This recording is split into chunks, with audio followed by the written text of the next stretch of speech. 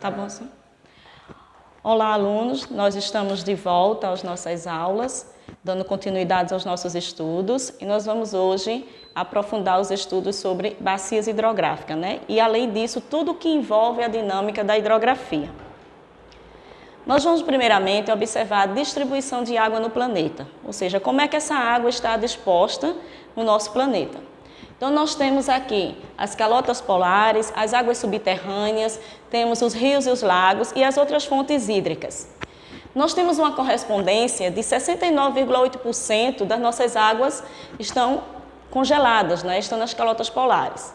Temos aí 29% de águas subterrâneas, que corresponde aos rios subterrâneos e aos aquíferos, e temos aí 0,9% de outras águas e os rios e lagos apenas 0,3%. Ou seja, a gente tem uma quantidade, né, pequena, tá, de água potável a qual nós podemos usufruir. Então, um grande problema hoje para a humanidade é manter esses recursos hídricos, né, sem contaminação, sem poluição. Temos uma composição de água salgada, em torno de 97,7%, e apenas 2,5% de água doce. Então, essa é a nossa distribuição hídrica do planeta. Precisamos também observar o ciclo da água. Como é que o ciclo da água ele ocorre, né? Como é que é o processo cíclico desses recursos hídricos? Nós vamos ter, né, as chuvas, as precipitações, e essas precipitações elas vão abastecer os lençóis freáticos, os lagos, os rios, tá? Vão fazer também com que haja aí um crescimento da vegetação e, claro, vamos ter o processo de evaporação e evapotranspiração. Evaporação, a gente vai ter evaporação das águas dos rios, dos lagos, das cachoeiras, que vão se transformar em vapor, vão até a atmosfera, lá eles vão se resfriar, vão condensar e vão precipitar novamente em forma de chuva. A mesma coisa ocorre com as águas que são, né, emitidas para a atmosfera, o vapor de água, pelas plantas, que a gente chama de evapotranspiração. E assim nós vamos ter um ciclo completo que vão estar sempre se renovando. E isso é muito importante a gente entender a funcionalidade da vegetação, porque a evapotranspiração, como a gente tem aí a grande floresta amazônica, né, ela serve exatamente para alimentar esse ciclo hídrico, onde a gente, com a retirada da floresta, a gente vai perder muito em umidade, né, em vapor de água, justamente que alimenta aqueles rios voadores que vão, né, pela massa equatorial continental, que vão abastecer todo o Brasil, ou seja, os rios brasileiros. Então, há necessidade de cada vez se pensar melhor, né, em como a gente deve estar tratando os recursos naturais, entre eles a vegetação e os recursos hídricos. Como a gente viu, é cíclico, então eles se reorganizam, eles se abastecem um ao outro. Temos aqui um pouco sobre as águas oceânicas, então a gente passa a observar os mares. Então, o que são os mares, né?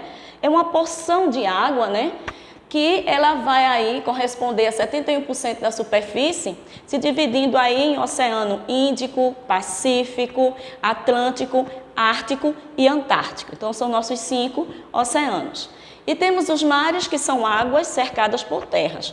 Só que esses mares, eles se dividem, ou seja, a gente vai ter aí o mar aberto, onde ele tem um canal aberto diretamente para o oceano. Nós vamos ter um mar fechado, onde ele tem um estreito canal que leva até o oceano.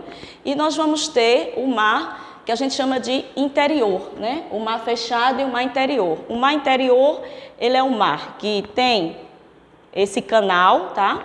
E o mar fechado, ele é completamente fechado, cercado por água. Então, a gente tem alguns exemplos aqui que a gente pode observar. A gente pode observar mares fechados, como o Mar Cáspio. Nós podemos observar também mar aberto, né, como o Mar de Omã, que ele dá completamente abertura para o oceano.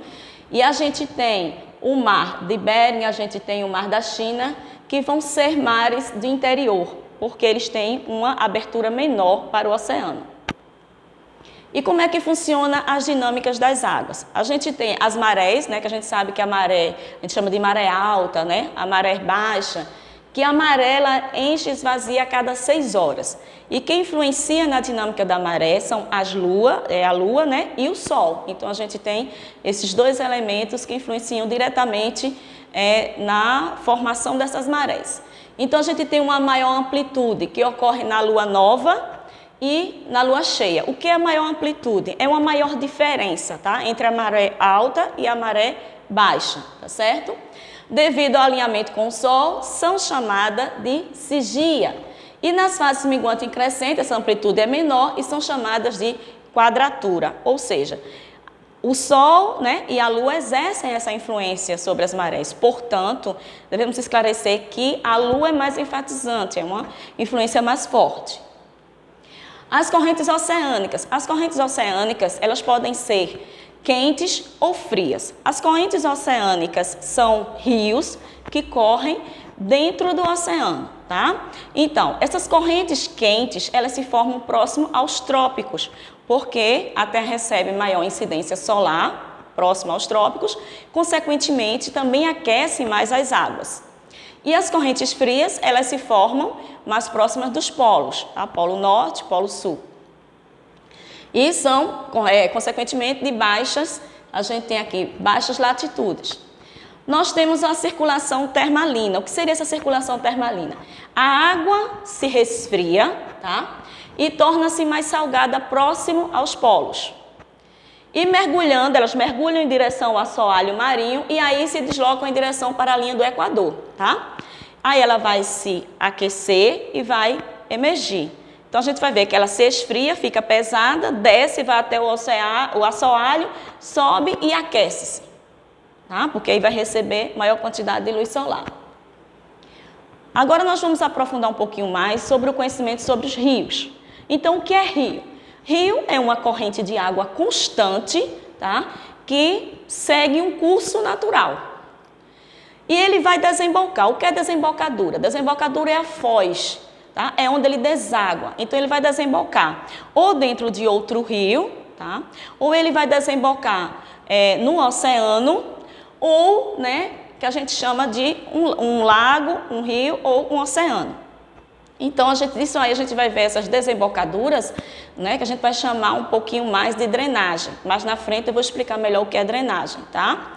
Então, a gente tem aqui o rio, uma corrente de água, né, de um curso, que ele percorre de forma linear, né, ou de forma constante. Ele pode desembocar no outro rio, ou no oceano, ou no lago. Nós temos o rio principal. Sempre o rio principal, né, é o rio de maior volume, de maior extensão. Temos os rios afluentes, que desaguam dentro do rio principal, e os subafluentes, que desaguam nos afluentes. E assim a gente vai ter uma constituição de bacia. Os rios, eles podem ser perenes ou intermitentes. Quando é que um rio é perene? Quando ele tem água constantemente, independente, tá, do nível, né, do índice pluviométrico. Já os rios intermitentes, também chamados de rios temporários, são aqueles rios que secam no período de estiagem, tá? No período em que a gente tem menos precipitações. A classificação dos rios quanto à sua geomorfologia. Como assim, como geomorfologia? Ou seja, a influência do relevo, tá? E dos elementos de gênese que vão propiciar o canal desse rio. Então, nós temos um rio retilíneo. O que é um rio retilíneo? Um rio retilíneo é um rio que corre em um único canal, tá certo? Ele não tem muitos braços, tá? Ele corre em um único canal e deságua também em um único canal. A gente tem os rios anastomossados. Os rios anastomossados são rios que apresentam mais de um canal, consequentemente 2, 3 canais. O que divide esses canais? Os bancos de areia, certo? Os rios meandrantes. Os rios meandrantes são rios que correm em forma de meandro. Ou o que é um meandro? É curvas, tá? Então, são curvas sinuosas. São rios mais selenes, são rios mais velhos, rios com menos cachoeiras, né? Rios onde a gente tem um processo de sedimentação maior. Os rios entrelaçados são rios que não apresentam um único canal. Além dele ter vários canais, fica difícil detectar qual é o canal principal, porque os canais se cruzam com maior facilidade. Aqui nós vamos ver agora algumas imagens, tá? proveniente desses rios. Então, a gente vai ter aqui um rio retilíneo, que é a primeira imagem, que é um único canal. Nós temos o rio anastomossado, que é a segunda imagem, a gente passa a ver que ele tem mais de um canal. A gente tem o rio de meandro, né? Meandrante, que é aquele rio em curva, e a gente tem um exemplo do rio Amazonas. E a gente tem um rio entrelaçado, na quarta imagem, que é mais difícil, né, de se perceber qual é o canal principal. Quais são as partes de um rio? Nas partes de um rio, a gente vai ter aqui as nascentes, os cursos, o montante, o jusante, a confluência, o talvegue e a foz. O que é uma nascente? A nascente do rio é onde o rio nasce, tá certo? Então, vai ter ali a sua nascente, ela vai ser alimentada por um lençol freático, tá? Por um rio subterrâneo. Então, essa água ela vai aflorar a superfície. A maioria dos rios brasileiros eles são rios de planaltos, então são rios que nascem em áreas mais altas, tá certo? Então, a gente tem as nascentes. Posteriormente, a gente tem o curso do rio, que é o caminho que o rio percorre, todo o caminho que o rio percorre. Nós vamos ter aqui a montante e a jusante. Devemos entender o que é montante e o que é jusante. Então, como é que eu tenho por base? O montante, ele vai ser o sentido oposto ao curso do rio. Se o rio ele corre da nascente, né, para a foz, esse é o sentido dele, de norte a sul. A montante é que está ao contrário, tá, do curso do rio. Para ficar mais fácil, tendo uma base de separar a montante da jusante, você pode ter como o meio do rio, tá certo? Ou o médio curso do rio, que seria aqui, ó, o médio curso. Então, tudo que estivesse basicamente para cima é a montante. E o que está abaixo é a jusante. Então, está a jusante do rio. Eu já sei que vai seguir o mesmo sentido do rio. E, posteriormente, está do meio para o final do rio. A confluência é quando dois rios se juntam. Então, eles se confluem um com o outro. E o talvegue, ele é a parte mais profunda do rio. Independentemente se ela seja na foz, tá? Ou se ela seja no médio curso. E a foz é onde o rio desemboca, é onde o rio despeja suas águas. A gente tem a foz em estuário, a foz em delta e a foz mista.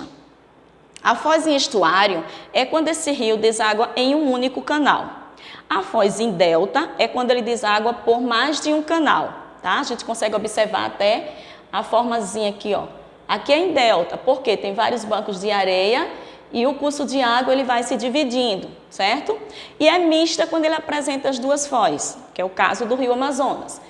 Entendemos aqui também o que é o alto curso do rio, é onde o rio, principalmente a nascente, o médio curso do rio, que é o meio do rio, e a foz do rio, o baixo curso, é onde o rio deságua, correto? Vamos seguir.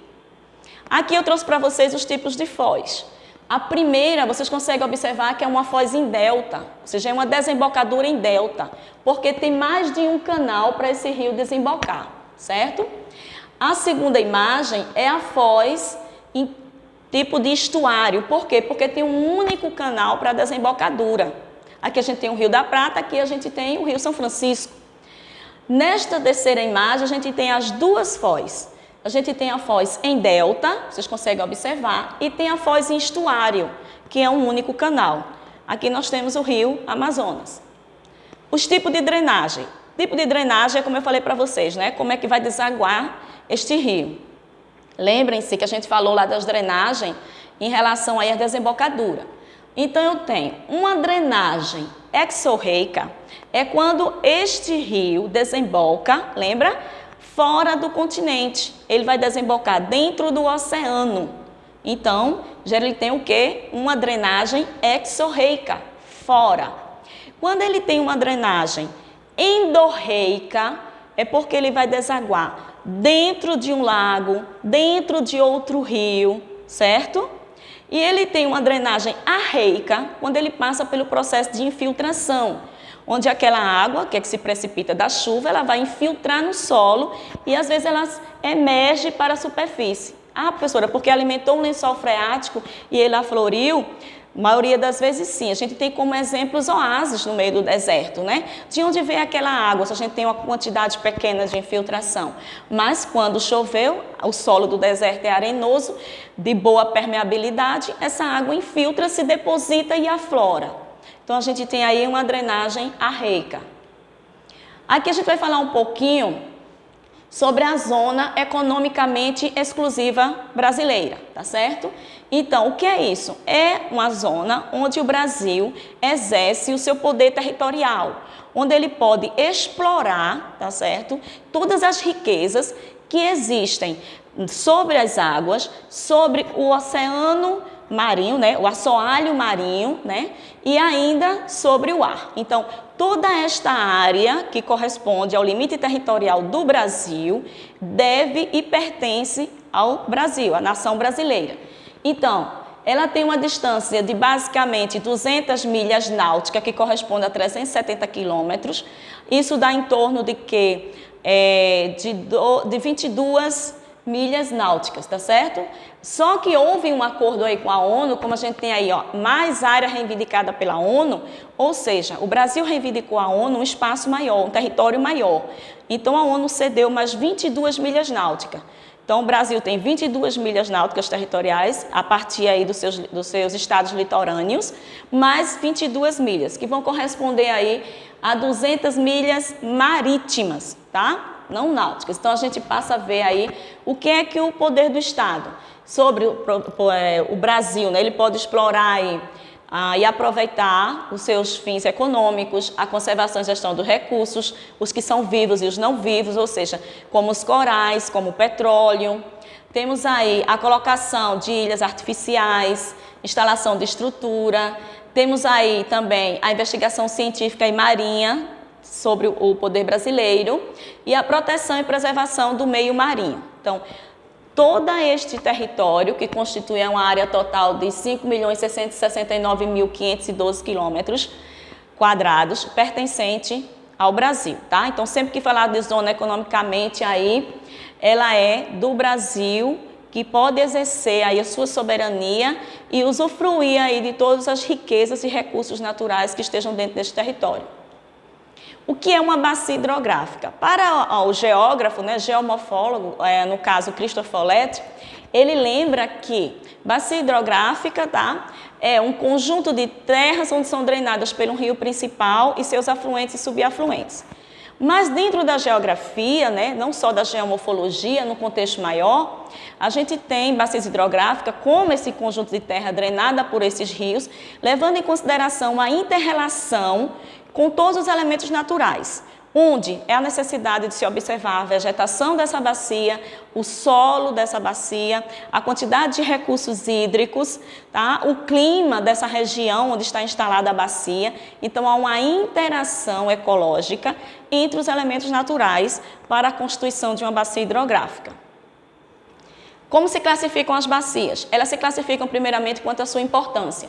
Elas podem ser bacias principais, como a bacia do Amazonas, do Paraguai, do Tocantins, e bacias secundárias, como a do Nordeste, a do Leste, a do Sudeste. E de acordo com a sua localização, elas podem ser litorâneas ou interioranas, ou seja, elas podem ser bacias de rios que têm a sua formação no litoral ou dentro do interior, ou seja, ou dentro do continente interiorana. Os órgãos responsáveis pela gestão de recursos hídricos, nós temos o Conselho Nacional de Recursos Hídricos, nós temos a Agência Nacional das Águas, que também é chamada de ANA, e os comitês de bacias hidrográficas. Cada bacia hidrográfica tem o seu comitê, tá certo? Não é um comitê para todas. Por exemplo, a do Rio Capibaribe tem o Comitê de Bacia Hidrográfica do Rio Capibaribe. Aqui nós vemos o mapa das bacias. Então, nós temos as bacias principais, como a Bacia do Amazonas, que é a maior bacia do Brasil. Nós temos a Bacia do Tocantins, que nós temos a Bacia do Tocantins como a primeira, né? A maior bacia inteiramente brasileira, tá? Todos os seus rios são brasileiros. Nós temos a do São Francisco, que é a segunda bacia totalmente brasileira, tá certo?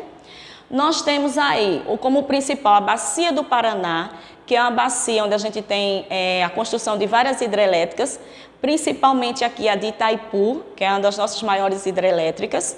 Nós temos a Bacia do Uruguai, também é principal, tá certo?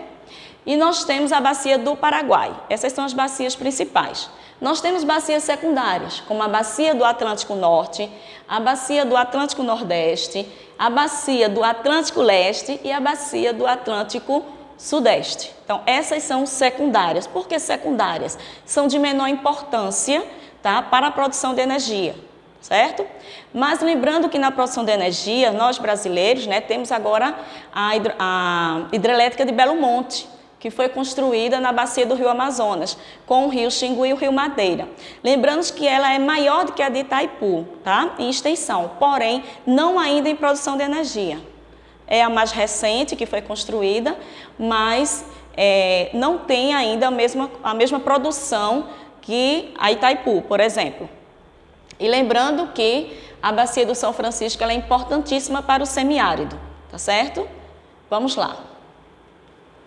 Aqui nós temos a importância que a gente deve dar aí aos aquíferos. Por que é tão importante os aquíferos? Porque os aquíferos são os reservatórios de água subterrâneos. Tá? É com ele que o homem vai garantir aí a sua preservação, né, como raça humana, a necessidade de preservar esses aquíferos, tá certo? O Brasil, ele é rico em hidrologia, o Brasil tem muitos rios superficiais e temos dois aquíferos importantíssimos, que é o Alto do Chão e o do Guarani.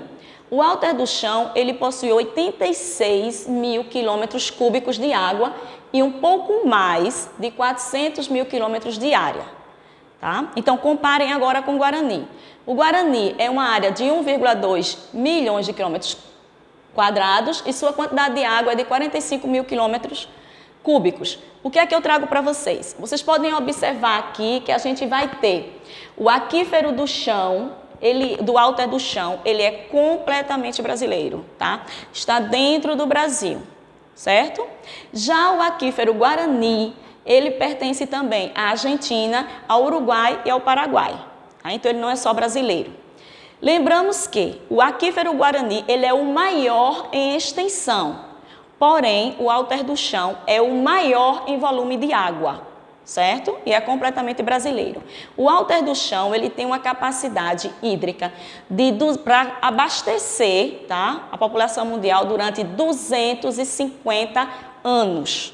Então, ele tem uma capacidade enorme de água, né, hídrica.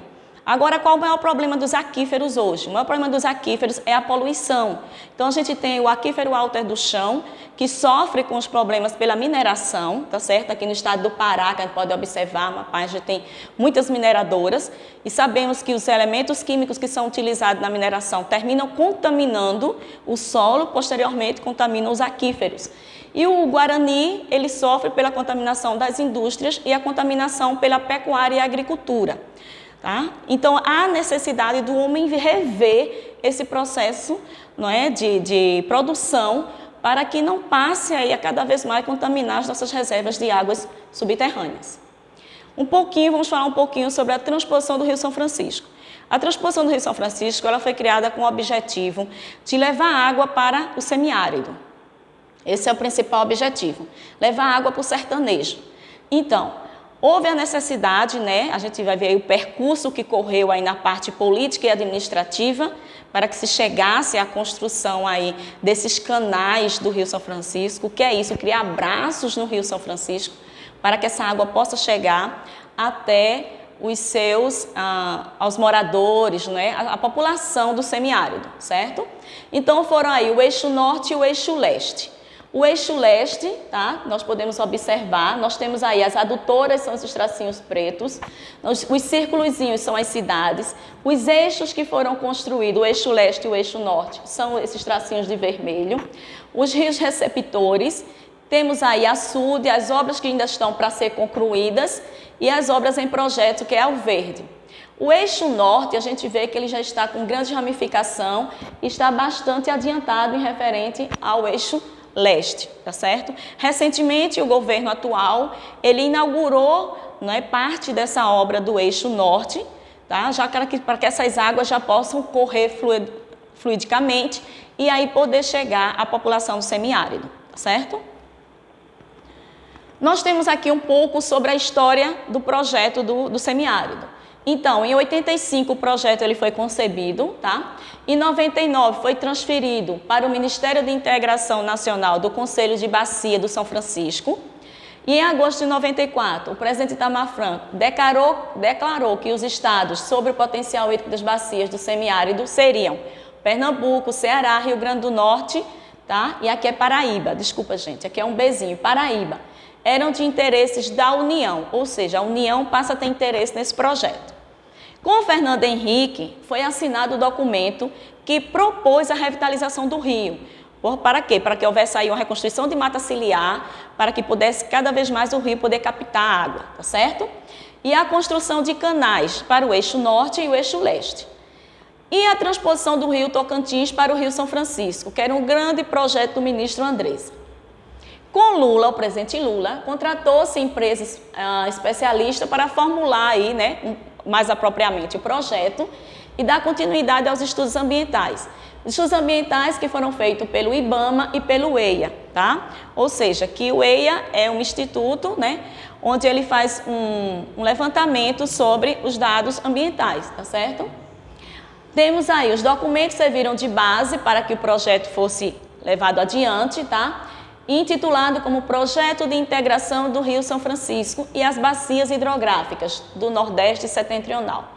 Em 2007, as obras foram oficialmente iniciadas e teriam uma conclusão prevista para 2012.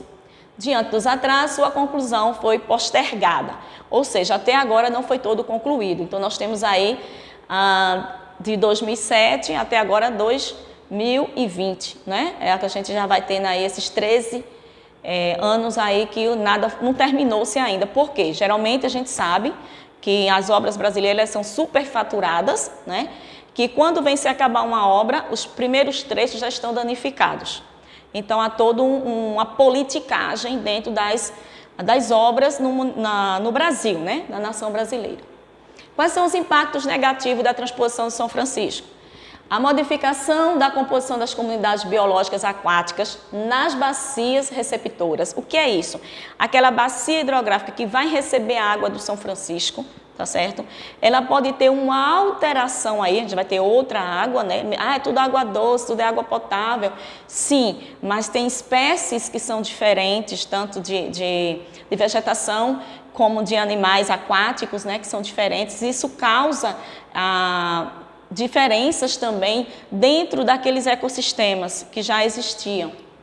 Tensões e riscos sociais durante as fases das obras, a gente sabe que aí tem que haver a retirada da população nativa, onde aquele canal do rio vai passar, então isso vai influenciar aí na relação dos moradores com o governo, né, para a construção da obra. A ruptura de relações socioeconômicas de quilombolas, indígenas durante a fase das obras. Os conflitos que continuam, né? Pressão sobre a infraestrutura urbana, então vai ter que haver aí uma maior reorganização dessa estrutura, tá certo? Porque vai ter que ter aí mais encanamento, tem que agir aí para a distribuição dessa água, né? Como é que vai ocorrer essa reestruturação?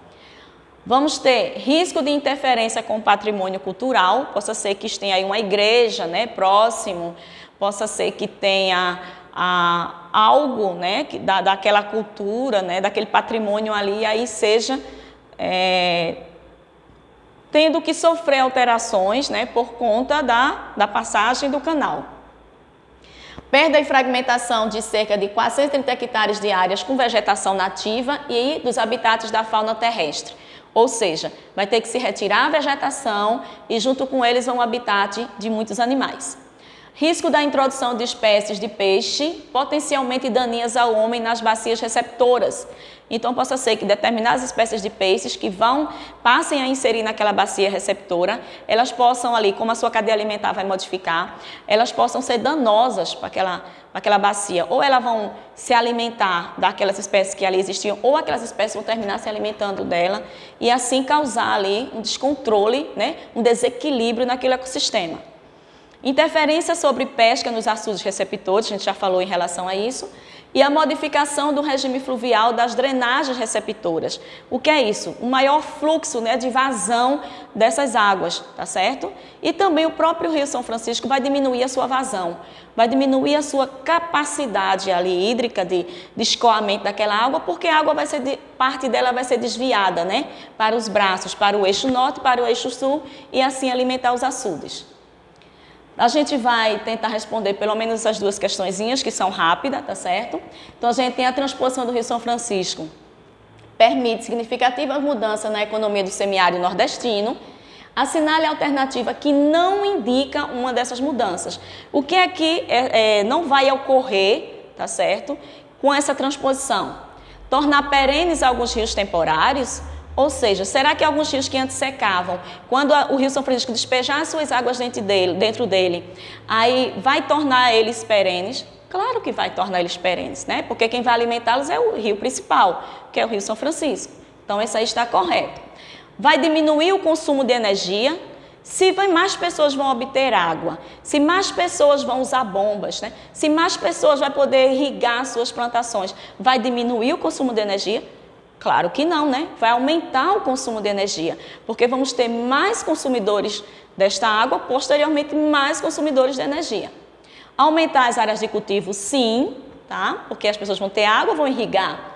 Garantir o abastecimento de água nas cidades também e diminuir o êxodo da população rural também, porque a população não precisa sair do campo, porque ela vai ter água para plantar, para cultivar. E a nossa segunda questão é o território brasileiro, possui uma grande rede hidrográfica com extensos rios, lagos e reservas subterrâneas. Marque a alternativa que indica a maior região hidrográfica exclusivamente brasileira. Ou seja, qual é a maior bacia hidrográfica exclusivamente brasileira? Certo? Esta é a pergunta. Então, nós temos a região do Tocantins, Araguaia, Paraná, Parnaíba, São Francisco e Amazônia.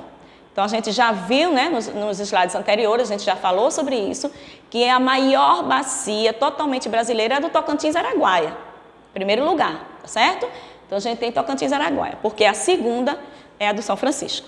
Então, queridos alunos, chegamos ao término desta aula, tá certo? Vocês agora deem mais uma revisadazinha, façam as atividades do livro, a de aula, e as propostas, e em breve a gente se encontra com as atividades extras e para tirar as dúvidas sobre este conteúdo. Um abraço para todos.